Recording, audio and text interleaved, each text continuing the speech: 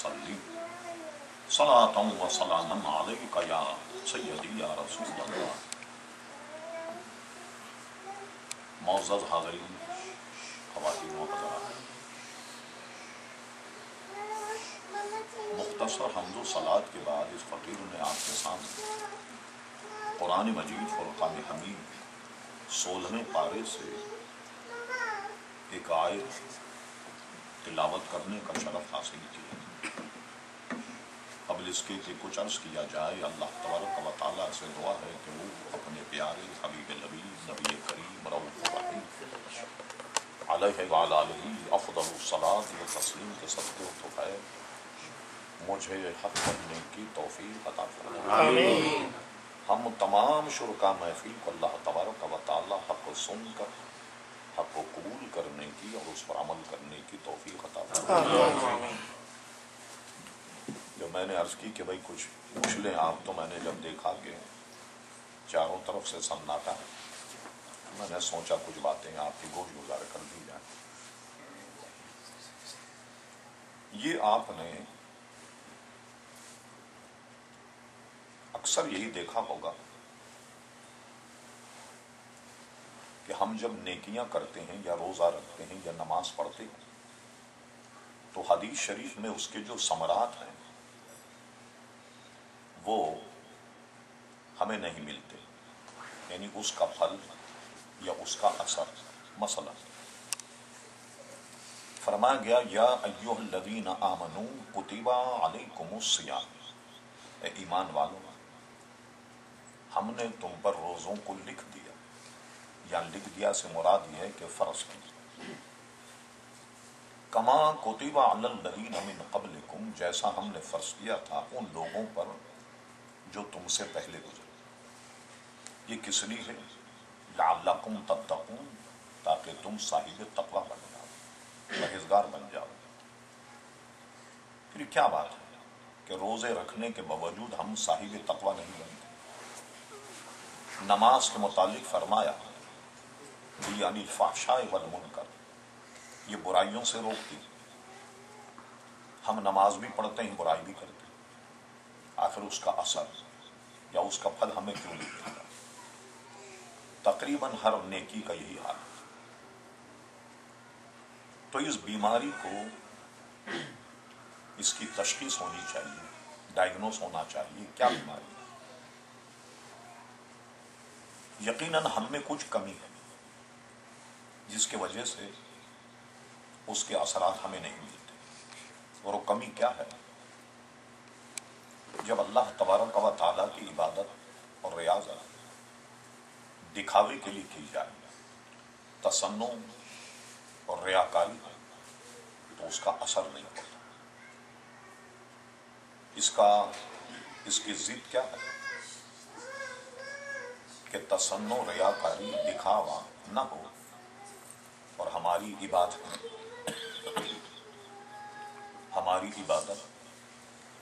हमारे अमल, हमारी नमाज और रोज़ा में खुलूस और लिल्लाहियत चाहिए।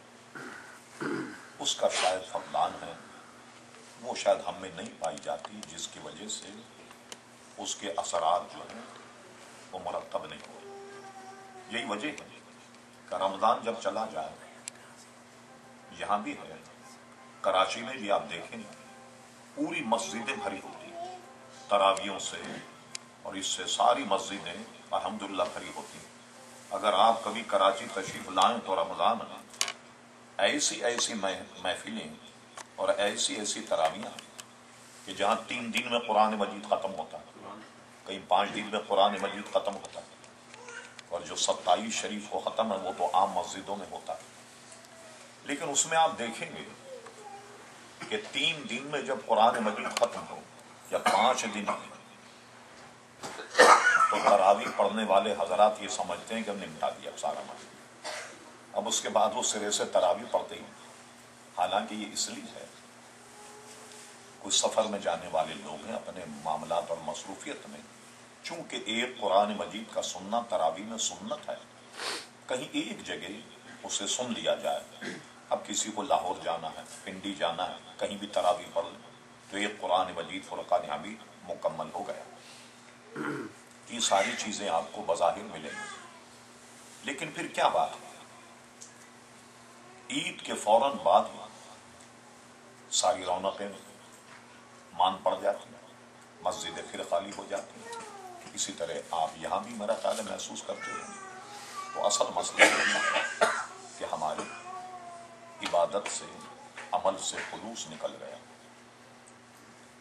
جس میں دکھاوا ہو ہم اس کی ایک آدھ مثال پیش کرتے ہیں، اور جس میں خلوص ہو اس کی ایک دو مثال پیش کرتے ہیں. سبحان اللہ. جو آیت میں نے پڑھی اس میں فرمایا فمن کان یرجو لقاء ربہ فلیعمل عملا صالحا. اے ایمان والوں، تم میں جو یہ چاہتا ہو کہ اللہ تبارک و تعالی کا اسے دیدار حاصل ہو، لقاء کے بمانے دیدار، بس اس کو چاہیے کہ عمل صالح کرے اور خالصتاً اللہ تبارک و تعالی کے لیے کرے. ولا یشرک بعبادت ربہ احدا، اور اپنے عمل میں کسی کو شریک نہ ٹھہرائے. یہ وہ شرک نہیں ہے جس کو عام بازار میں لوگ کہتے ہیں کہ یہ شرک ہو گیا، بلکہ علماء نے شرک کی دو قسمیں لکھی. ایک شرک جلی جو کافر اور مشرکین کرتے ہیں، ایک شرک خفی ہے اور یہ دکھاوا اور تصنع کا نام ہے. تو گویا دکھاوا جو ہے اس کو چھوٹا شرک قرار دیا گیا، تو یہاں وہ مراد ہے. اب آئیے جو عمل خالصتاً اللہ تعالیٰ کے لیے کرے اس کی فضیلت. امام غزالی رحمت اللہ تعالی علیہ اپنی کتاب کیمیائے سعادت میں اس روایت کو نقل کیا. کہا جب اللہ تبارک و تعالیٰ نے جب سارے عالم کی تخلیق کی، یہ تخلیق ایک ہی مرتبہ نہیں ہوئی بلکہ بتدریج اس کی تخلیق ہوئی. تو سب سے پہلے اللہ تبارک و تعالیٰ نے پہاڑوں کو پیدا کیا. فرشتوں نے جب پہاڑوں کو دیکھا، بہت بڑے بڑے پہاڑ، جیسا کہ دنیا میں آپ جانتے ہیں کہ بہت سارے ملک اس لیے مشہور ہیں کہ وہاں سب سے بلند پہاڑ ہمالیہ، کیٹو وغیرہ. اور دوسری بات یہ ہے کہ لوگوں میں ایک یہ بھی شوق نکل گیا کہ اس کو سر کریں. کئی لوگ مر گئے، گر گئے، کھپ گئے، لیکن شوق ہوتا ہے کہ چوٹی کو سر کیا جائے. یہ بھی ایک شوق لوگوں کے ذہن میں غلط. فرشتوں نے جب پہاڑوں کو دیکھا تو آپس میں مشورہ کیا کہ لگتا ہے کہ یہ پہاڑ سب سے قوی مخلوق. اب لگتا ہے اس سے بڑی کوئی مضبوط مخلوق کوئی نہیں ہوگی جیسے کہ پہاڑ. پھر اللہ تبارک و تعالیٰ نے لوہے کو پیدا فرمایا. اب آپ جانتے ہیں کہ لوہا پہاڑ کو کاٹ دیتا، پتھر کو کاٹ دیتا.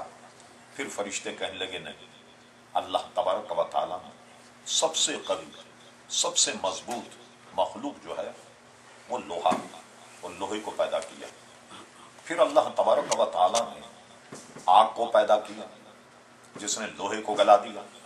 اب فرشتے کہنے لگے کہ نہیں، بلکہ سب سے قوی مخلوق جو ہے وہ آگ ہے کہ جس نے لوہے کو پگھلا دیا. اب آگ کے بعد اللہ تبارک و تعالیٰ نے پانی کو پیدا کیا جس نے آگ کو بجھا دیا. اب فرشتے کہنے لگے نہیں، بلکہ سب سے قوی مخلوق جو ہے وہ پانی کہ جس نے آگ کو بجھا دیا. پھر اللہ تبارک و تعالیٰ نے ہوا کو پیدا کیا جو پانی کو اڑا کر کے لے جائے. تو فرشتے کہنے لگے نہیں، لگتا ہے کہ ہوا سب سے قوی مخلوق. تو پھر فرشتوں میں جب آپس میں بات ہوئی، انہوں نے کہا ہم اپنے رب سے کیوں نہیں پوچھ لیتے کہ سب سے قوی اور سب سے مضبوط مخلوق کون سی ہے. تو اللہ تبارک و تعالیٰ کے دربار میں فرشتوں نے سوال کیا. امام غزالی نقل کر